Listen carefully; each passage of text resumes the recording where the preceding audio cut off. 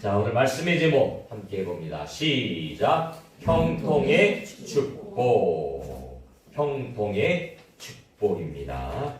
오늘 말씀 7절에 보니까 이런 말씀이 있습니다. 여호와께서 히스기야와 함께 하심에 그가 어디로 가든지 형통하였더라. 여기다가 여러분들 이름을 넣으셔야 돼요. 그 자에다가 김기재를 넣고 그 자에다 여러분들 이름을 넣으셔야 됩니다. 한번 읽어봅니다. 시작. 여호와께서 김기재와 함께 하심에 김기재가 어디로 가든지 형통하였더라. 아멘.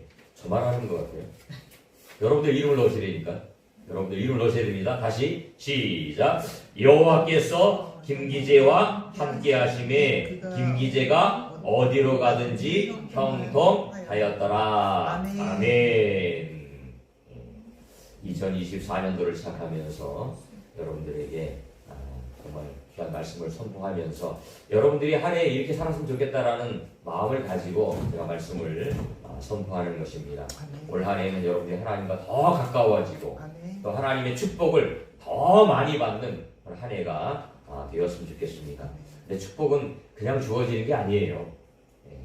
공부 잘하는 사람들은 그냥 공부 잘하는 게 아닙니다. 열심히 공부해야 그렇게 되는 겁니다. 열심히 공부해야 공부를 잘하지 그냥 빈둥빈둥 노는데 공부 잘하는 사람들은 없습니다. 뭐 텔레비에 순둥이에 보면은 저는 뭐 별로 한 것도 없이 그냥 했습니다. 근데 안 그래요. 공부 잘하는 사람 보면 잠 안 자고 놀러 갈 거 안 가고 그렇게 해야 공부 잘하지. 그냥 뭐 남들과 똑같이 갖고 공부 잘해요. 절대로 그런 거 없어요. 우리 신앙도 마찬가지입니다.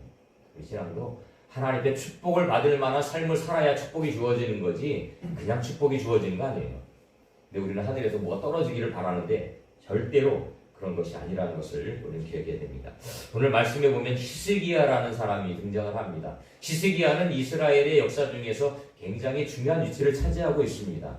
히스기야. 그러니까 히스기야에 대해서 많이 제가 설교를 했고 많이 보기도 했고 오늘도 히스기야라는 사람이 등장을 하는데 히스기야는 남유다의 13번째 왕이었습니다. 그리고 히스기야 시대에 어떤 일이 일어났느냐? 북이스라엘이 멸망을 당해요.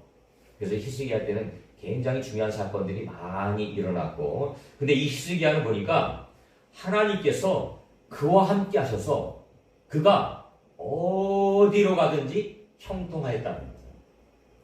형통하였다는 거예요. 형통의 삶을 살았다는 거예요. 이 말씀을 통해서 과연 어떻게 살았기에 히스기야에게 형통의 축복이 임했을까? 그 형통의 축복이 여러분들에게도 임하는 한 해가 되시기를 주님의 이름으로 축복합니다. 첫 번째로 자 히스기야는 어떤 삶을 살았을까? 자 1절에 보니까 이스라엘의 왕 엘라의 아들 호세야 제3년에 이스라엘이라고 했어요. 이스라엘. 자, 이거를 우리가 이해하기 위해서는 자, 솔로몬 이후에 나라가 분열되지요. 북쪽은 이스라엘. 그래서 북이스라엘이라고 표현하고 남쪽은 유다. 남유다라고 표현합니다. 북쪽의 이스라엘은 10지파. 남쪽의 유다는 2지파. 이렇게 갈라져요. 근데 북쪽의 이스라엘은 하나님을 떠나는 삶을 살아갑니다. 물론 그렇다고 해서 북쪽에 있는 이스라엘 백성이 모두가 다 하나님을 안 믿었느냐? 그건 아니에요. 왜 그래요? 어떤 걸 보면 알 수 있어요? 선지자들을 통해서 하나님은 하나님 말씀 선포해요. 그러니까 그 중에는 북쪽의 이스라엘이 수많은 사람들이 하나님을 떠나서 살았음에도 불구하고 그 중에는 그래도 하나님을 믿던 사람들이 있어요. 그 반면에 남쪽의 유다는 그래도 하나님을 믿으면서 예루살렘 성전을 중심으로 그들은 믿음 생활했습니다. 그러면 남쪽에 있는 유다의 사람들이 다 하나님을 믿었느냐? 그것도 아니에요. 많은 사람들이 믿었지만 또 일부의 사람들은 하나님 믿지 않고 살아갔습니다. 뭐 100% 이스라엘 백성들이 출애굽해서 가나안 땅에 들어가서 하나님의 나라를 이루었는데 그들이 100% 다 하나님 믿었어요? 아니에요. 그럼 출애굽해서 이스라엘 백성들이 40년 동안 광야를 통과하는데 그들이 하나님 다 믿었어요? 아니에요. 그렇게 기적을 보고 그렇게 이적을 보고 하나님을 경험했음에도 불구하고 그들이 다 하나님 믿었느냐? 그건 아니에요. 그럼에도 불구하고 하나님은 그 이스라엘 백성들을 통해서 하나님의 영광을 드러내기를 원하셨다는 거지. 그래서 오늘 말씀 1절에 보니까 이스라엘의 왕 엘라의 아들 호세야 제3년에 이렇게 북이스라엘의 호세야 때에 북이스라엘 멸망을 당해요. 그러니까 북이스라엘 왕의 호세야 3년이라는 것은 6년 후에는 이스라엘이 멸망하는 그 시점이에요. 그러니까 북이스라엘이 얼마나 타락했는지를 우리가 시대적으로 알 수 있는 거예요. 그때에 유다 왕 아하스의 아들 히스기야가 왕이 됐다는 거예요. 그러니까 북이스라엘이 멸망하기 6년 전에 히스기야가 남유다의 왕이 되었다라는 것을 우리가 시대적인 배경을 보게 되어집니다. 그래서 2절에 보니까 그가 왕이 될 때 나이가 25세라 25살에 왕이 되었습니다. 그래서 예루살렘에서 29년간 다스리니라. 29년 동안 왕을 했다라는 것이죠. 그의 어머니 이름은 아비오 스가리아의 딸이더라 하면서 3절 말씀 같이 한번 읽어봅니다. 시작. 히스기야가 그의 조상 다윗의 모든 행위와 같이 여호와께서 보시기에 정직하게 행하였다. 히스기야가 형통의 축복을 받았던 이유 첫 번째는 뭐예요? 정직한 삶을 살았다는 거예요. 여호와 보시기에 정직하게 행했다라고 말씀하고 있습니다. 그런데요, 히스기야 아버지가 누구예요? 오늘 말씀에 나오는 1절에 유다 왕 아하스의 아들 히스기야니까 아하스가 히스기야 아버지예요. 근데 아하스는요 어떠한 삶을 살았느냐? 하나님을 떠난 삶을 살았어요. 하나님과 상관없는 삶을 살았어요.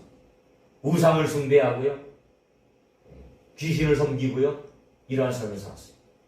그 아하스의 아버지는 요담인데 요담은 그래도 믿음으로 살았어요. 근데 아하스는 하나님을 떠나서 성경에 보니까 자기 자녀를 불에 태우는, 몰렉을 섬기는 그런 우상의 범죄를 하고, 또 이 아하스 때 북이스라엘이 남유다를 쳐들어왔어요. 그러니까 북이스라엘은 계속해서 남유다를 괴롭혔습니다. 남유다를 쳐들어왔어요. 그러니까 이 아하스가 아수르 왕에게 가서 도움을 요청해요. 왕이시여, 지금 남유다가 우리를 쳐들어오니까 우리를 도와주세요. 그래서 성전에 있는, 곳간에 있는 은금을 다 그 아수르 왕에게 갖다 줘요. 그래서 아수르 왕이 남유다를 도와서 북이스라엘 공격해요. 그래서 북이스라엘 이겼어요? 이겼어요. 그래서 감사하잖아요. 아하스가 자기를 도와줬으니까, 아수르가 도와줘서 이겼으니까 감사하잖아요. 그래서 아수르를 갔네. 다메섹을 갔어요. 아수르의 수도가 다메섹이니까 갔어요. 그래서 거기 구경을 하면서 보니까 그들이 우상을 섬기는데, 그 우상을 섬기는 그 우상을 섬기는 제단이 보니까 너무 멋있는 거예요. 그래갖고 이 아하스 왕이요, 그 우상을 섬기는 제단을 그림을 그려요. 높이는 얼마고 모양은 어떻고 이거 다 그려요. 그러고 나서 그 우상의 제단을, 우상을 섬겼던 제단을 이스라엘의 제사장에게 주면서 우리도 이대로 만들어라 해요. 우리도 이대로 만들어라. 그럼 이스라엘은 어떤 제단이 있는데? 솔로몬 제단이 있어요. 하나님께서 만들어주신 그 솔로몬의 제단이 있는데, 그 제단은 저쪽으로 치워버리고 아수르에서 그려왔던 그 제단을 그대로 만들어서 거기다가 세워놔요. 그리고 거기서 제사를 지내는 거예요. 그만큼 히스기야 아버지였던 아하스는 타락했다는 거예요. 타락했다는 거예요. 그러니까 히스기야도 생각해 보세요. 그렇게 악한 아버지의 밑에서 자랐으면 그도 그렇게 살아갈 수 있는 환경이었는데, 히스기야는 그렇게 하지 않았다는 거예요. 아버지의 뒤를 따르지 않고, 우상 숭배했던 그 아버지의 뒤를 따르지 않고, 히스기야는 하나님 앞에 정직하게 행했다는 거예요. 정직이 뭔데요? 하나님 믿고 살아가는 게 정직이에요. 성경에서 말하는 정직은요, 하나님의 뜻 안에서 살아가는 게 정직이에요. 하나님 말씀대로, 하나님 말씀을 붙잡고 살아가는 게 바로 정직이라는 거예요. 그래서 그의 조상과 같이 행하지 않고 그는 하나님 보시기에 정직한 삶을 살았다라고 평가를 받는 겁니다. 이 믿음의 결단이라는 게 보통 어려운 게 아니에요. 그러니까 이 히스기야는 하나님 앞에 북이스라엘도 지금 얼마나 타락했습니까? 얼마나 죄를 많이 지고 살았어요? 근데 그 가운데에서도 자기의 신앙을 지키는 것, 자기의 믿음을 지키는 것, 이거는 정말 힘들고 어려운 일이었어요. 그래서 히스기야는 종교의 개혁을 이룬 거예요. 종교의 개혁. 그래서 지키지 않았던 유월절을 지키게 되었죠. 제가 성경을 보면서 저도 몰랐었는데 제가 세미나를 가서 배운 게 그거예요. 이스라엘 백성들이 계속 유월절을 지킨 게 아니라는 거예요. 저는 당연히 지켰을 거라고 생각했어요. 가나안 땅에 들어가서 그들이 해마다 유월절을 지켰을 것이라고 저는 생각했어요. 그런데 그렇지 않다는 거예요. 하나님 지키라고 했는데, 그죠? 유월절을 지켜라. 칠수절을 지켜라. 수장절을 지켜라. 적어도 1년에 3번은 절기를 지켜라. 그렇게 하나님 분명히 명령하셨음에도 불구하고 그들이 이스라엘 땅에 들어가서 가나안 땅에 들어가서 그 절기들을 잊어버리고 지키지 않아서 살았어요. 우상을 숭배하는데 지켰겠어요? 우상 숭배하는 그들이 지켰겠어요? 히스기야 아버지 아하스가 그렇게 우상을 섬겼는데 6월절을 지켰냐면 안 지켰다는 거예요. 그러니까 히스기야는 왕이 되면서 그 모든 것들을 다 해하고 6월절을 다시 지키는 거예요. 그러니까 종교 개혁이라고 하죠. 히스기야의 종교 개혁이다. 이렇게 말하죠. 하나님 앞에 정직하게 나가는 거예요. 우상의 숭배의 일을 물어보죠. 하나님 앞에 정직하게 나가는 거예요. 저와 여러분들도 올 한 해를 시작하면서 하나님 앞에 정직을 결단하는 그런 한 해가 되었으면 좋겠습니다. 하나님 정직을 나가요. 그러한 사람을 하나님 축복하신다는 거예요. 그가 어디로 가든지 형통하게 하였더라. 이 말씀입니다. 두 번째로 4절 말씀입니다. 그가 여러 산당들을 제거하며 주상을 깨뜨리며 아세라 목상을 찍으며 모세가 만들었던 녹뱀을 이스라엘 자손이 이때까지 향하여 분향함으로, 자 거기까지 읽어봅니다. 시작. 그것을 부수고 누사단이라 일컬었더라. 우상을 부쉈다는 거예요. 히스기야가 형통의 축복을 받았던 것은 우상을 다 버렸다는 거예요. 우상을 다 깨우셨다는 거예요. 북이스라엘 멸망의 가장 큰 원인이 뭐라고 그랬어요? 우상 숭배였어요. 우상 숭배였어요. 그들은 금송아지를 만들어 놓고요, 이것이 우리를 이끄는 하나님이다 라고 섬겼다는 거예요. 우상 숭배. 그래서 하나님은 많은 선자를 그거 보내요. 회개해라. 회개해라. 돌아와라. 주께로 돌아와라. 회복해라. 계속 선포하지만 그들은 듣지 않아요. 하나님 말씀. 오히려 그 선지자들을 구박하고 그 선지자들을 핍박하고 그 선지자들을 잡아 죽이고 그런 일들을 했다는 거예요. 그래서 결국 이들은 멸망당합니다. 근데 북이스라엘만 그랬냐? 아니에요. 남유다도 그랬다니까요. 남유다도. 그 증거가 뭐예요? 오늘 말씀에 나와 있잖아요. 4절에. 그가 여러 산당들을 제거했다. 지금 산당들이 있었다는 거예요. 그 산당들이 뭐 하는 데인데요? 우상 숭배하는 데이죠. 하나님 예배하는 데는 어디 있어요? 예루살렘 성전에 있어요. 근데 산당들이 있다는 거예요. 우상 숭배하는 산당들이 있다는 거예요. 주상을 깨뜨렸대요. 주물로 만든 그 주물들을 깨뜨렸다는 거예요. 뭘 만들었는데요? 형상을 만들었겠죠. 어떤 형상이든지 만들어서 그들은 그게 신이라고 하면서 섬겼다는 거예요. 또 아세라 목상, 나무로 만든 아세라 목상을 찍었다. 있었다는 거죠. 아세라 목상 등이 있으니까 찍었죠. 또 모세가 만들었던 녹뱀, 민수기에서 나오는 녹뱀, 그들이 광야에서 하나님께 범죄함으로 말미암아 하나님이 불병을 보내잖아요. 그때 모세가 기도했을 때 노수로 뱀을 만들어서 장대에 달아라. 그리고 그것을 바라본 자는 나을 것이다. 그 녹뱀을 그들은 섬겼다는 거예요. 그 녹뱀은 예수 그리스도를 의미하는 건데 그거는 섬김의 대상이 아니에요. 그걸 우상화했다는 거예요. 우상화했다는 거예요. 이때까지 분양했다는 거예요. 그러니까 남유다도 북이스라엘과 다르지 않아요. 똑같이 우상 숭배하면서 살아가고 있었다라는 거예요. 그 아버지가 우상 숭배했다고 했잖아요. 아스 왕이. 근데 히스기야는 자기가 왕이 되어서 이 모든 것들을 다 버리고 깨트려버리고 부숴버리고 믿음의 결단이지. 우상을 깨트려요. 하나님께서 가장 싫어하는 게 뭐예요? 우상 숭배입니다. 하나님께서 가장 싫어하는 게 우상 숭배예요. 근데 우상은요, 이렇게 형상적인 것도 우상이지만 우리 마음속에, 저와 여러분들 마음속에 하나님보다 더 사랑하는 그 무엇이 있다면 그게 우상이에요. 하나님보다 더 사랑하는 그 무엇이 있다면 우상이에요. 내가 하나님보다 더 물질을 사랑한다. 그럼 그게 우상이 되는 거고. 내가 하나님보다 더 자녀를 사랑한다. 그럼 그게 우상이 되는 거예요. 하나님께 나아가는 길을 방해하는 그 무엇은 우상이 되는 거예요. 그걸 깨뜨려야 해요. 그걸 깨뜨려야 해요. 저와 여러분들은 오직 하나님만 바라보고 살아야 돼요.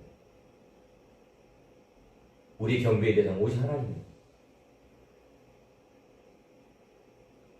자신의 우상을 철저히 깨없을 때, 하나님만을 의지하고 결단할 때 하나님은 우리를 이끌어 가시고 형통의 복을 우리에게 허락하시는 줄로 믿습니다. 그 길을 2024년도에도 우리 걸어가야 돼요. 여러분 마음속에 분명히 우상이 있을 거예요. 우리가 없다라고 생각하지만 찾아보면 있습니다. 내 안에 있는 우상들이 있어요. 그것을 우리가 발견하고 그것을 과감하게 버려야 돼요. 제거해야 된다는 거예요. 어떤 사람은 건강이 우상이 될 수도 있어요. 어떤 사람은 가정이 우상이 될 수도 있어요. 어떤 사람은 취미가 우상이 될 수도 있어요. 우상은 별거 아닌 것 같은데 그게 결국은 하나님께 나아가는 길을 방해하는 요소가 될 수 있다는 거예요. 그거를 없애버려야 돼요. 마지막으로 세 번째 5절 말씀입니다.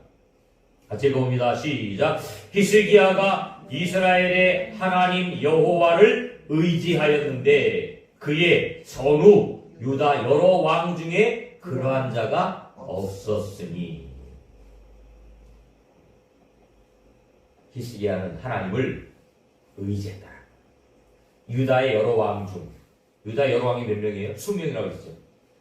유다의 20명의 왕 중에서 히스기야처럼 하나님을 의지했던 왕이 없었다는 거예요. 유다의 20명 왕 중에서 아주 선으로 정직하게 행했던 왕들도 평가받는 사람들도 있지만 많은 사람들이 그렇게 좋은 평가를 받지 못하고 있습니다. 근데 좋은 평가를 받는 그 왕들 중에서도 히스기야는 하나님을 가장 의지했던 사람. 이런 평가를 받는 거예요. 하나님을 가장 의지했다는 거예요. 우리가 2024년도를 시작하면서 여러분들이 하나님을 의지하는 삶을 살기를 소망합니다. 우리는 하나님을 의지하는 삶을 살아야 돼요. 하나님을 바라보는 삶을 살아야 돼요. 전적으로 하나님만 의지하는 삶을 살아야 됩니다. 근데 현실이 그렇게 만들지 않잖아요. 살아가다 보면 사람 의지하게 되고 살아가다 보면 환경 의지하게 되고 근데 이 시기에는 하나님을 의지한다. 하나님을 의지한다. 이게 대단한 신앙이죠. 대단한 믿음입니다. 그래서 6절에 보니까 곧 그가 여호와께 연합하여라며 연합한다. 연합이 뭐예요? 하나가 된다는 거지. 하나가 된다는 거예요. 하나님과 내가 하나가 된다는 거예요. 하나님께 나의 모든 삶을 맡긴다는 거예요. 여러분들도 하나님과 연합하는 삶을 살아가기를 주님의 이름으로 축복합니다. 하나님과 연합해요. 사람과 연합하면 안 됩니다. 사람 믿다가 식족하는 사람들이 너무 많아요. 사람 믿음에 대해서는 협력의 대상이지 믿음의 대상이에요. 우리 믿음의 대상은 오직 하나님 한 분밖에 없습니다. 그 하나님을. 그래서 그에게서 떠나지 아니하였다. 떠나지 아니하였다. 하나님과 떠나지 아니하였다. 하나님 늘 가까이 하는 삶을 살았다는 거예요. 예배 중심의 삶을 살았다는 거예요. 말씀 중심의 삶을 살았다는 거예요. 여러분들이 올 한 해에는 예배 중심의 삶을 살아가는 여러분들 되시기 바랍니다. 말씀 중심의 삶을 살아가는 여러분들 되시기 바랍니다. 하나님을 의지해. 근데 사단은 계속해서 우리의 마음을 흔들어 놓는 거예요.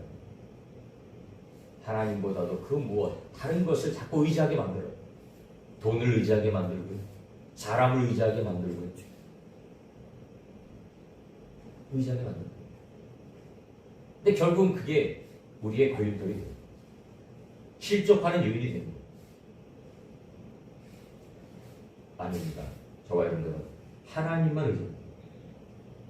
그리고 여호와께서 모세에게 명령하신 계명을 지켰다.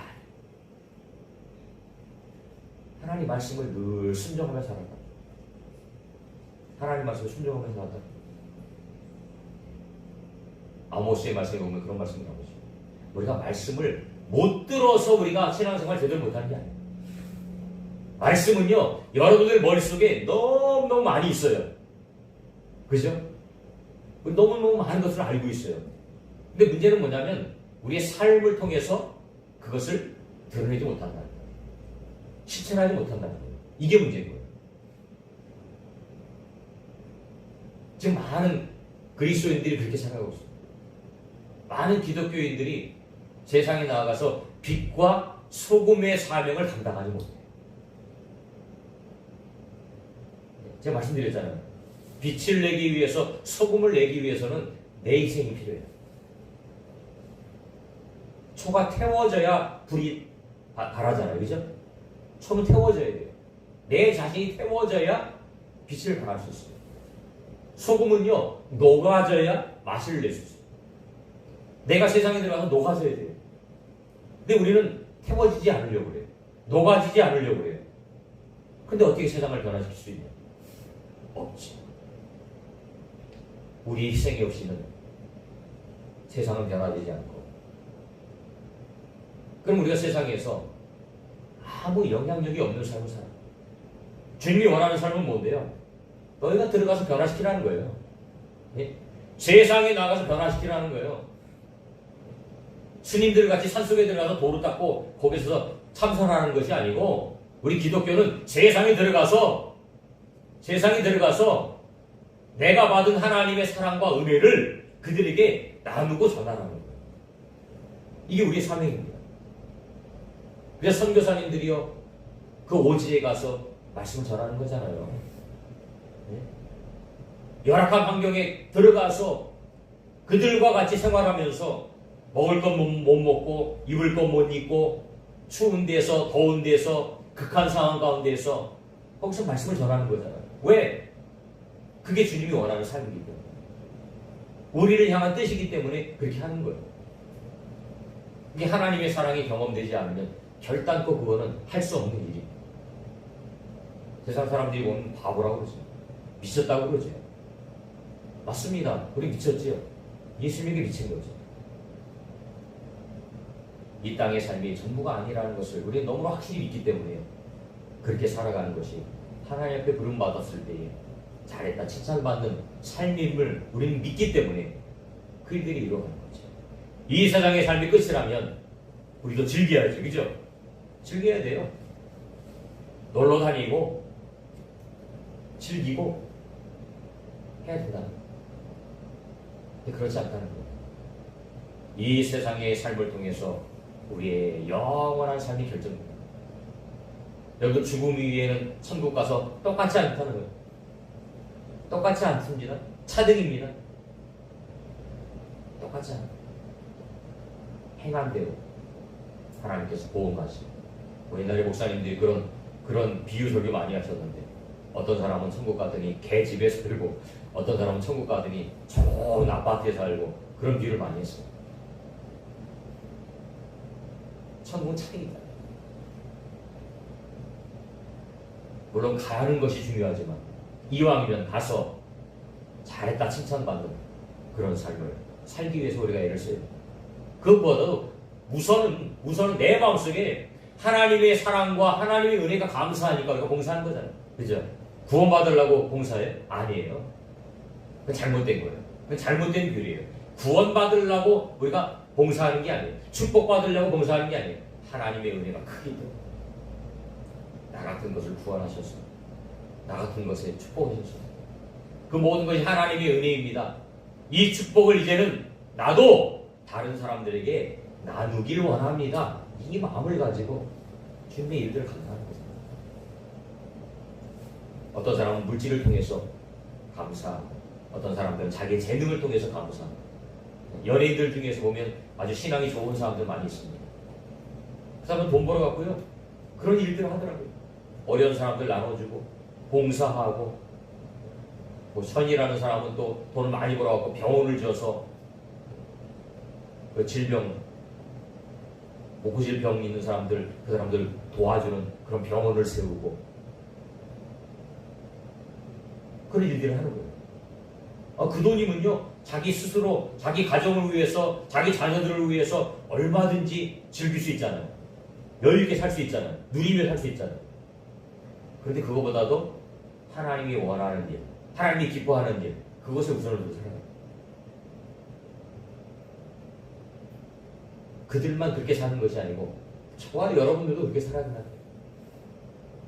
하나님의 은혜가 크니까. 히스기야는 이렇게 하나님과 연합된 삶을 살았다. 여호와를 의지하는 삶을 살았다. 이렇게 살아갈 때 하나님은 그 하나님의 은혜의 복을 그들에게 주신다는 거예요. 하나님이 함께 하시는 복을 줍니다. 실제로 보니까 여호와께서 그와 함께 하심에 이 세상의 가장 큰 축복은요 하나님이 나와 함께 하신 축복인 줄로 믿습니다. 임마누엘의 하나님 경험됩니다. 하나님이 나와 함께 하신 거예요. 그럼 얼마나 든든합니까? 그죠? 얼마나 감사해요. 하나님이 나와 함께 한다는 그 믿음이 있으면 그 확신이 있으면 얼마나 감사해요.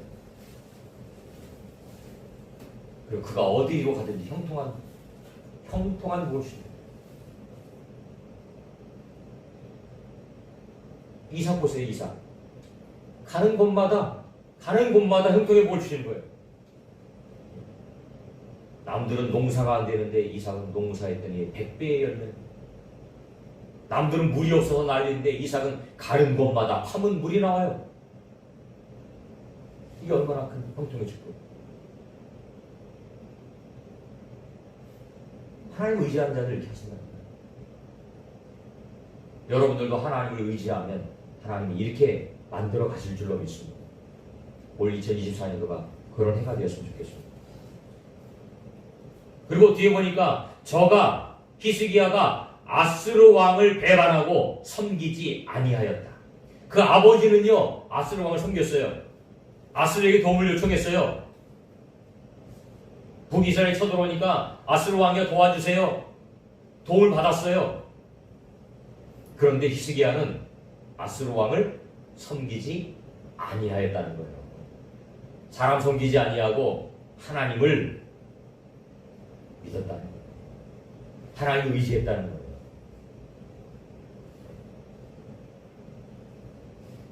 그리고 8절에 보니까 그가 블레셋 사람들을 쳐서 가사와 그 사방에 이르고 망대에서부터 견고한 성까지 이르렀다. 지경을 넓혀주시는 거예요. 삶의 영역을 넓혀주시는 거예요. 어떤 사람에게요? 하나님을 의지하는 사람, 하나님을 붙들고 살아가는 사람.